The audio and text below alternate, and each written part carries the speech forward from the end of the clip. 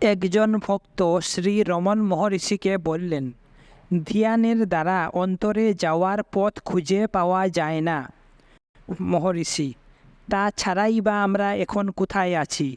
আমাদের সত্তাই তাই। ভক্ত, তা হলেও আমরা তার সম্বন্ধে ঐক্য।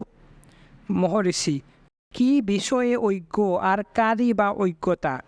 যদি আত্মার সম্বন্ধে হয় তবে কি দুটি আত্মা আছে? ভক্ত, দুটি আত্মা নাই। সীমিত বুধ অস্বীকার করা যায় না। এই সীমিত বুধের জন্য।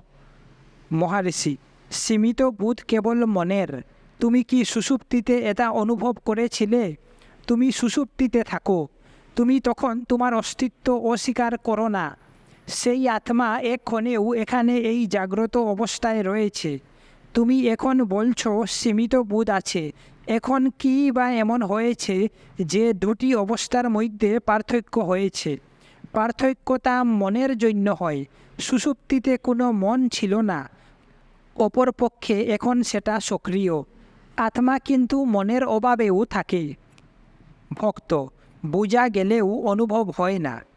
মহর্ষি, ধ্যানের দ্বারা ক্রমে ক্রমে অনুভূত হয়।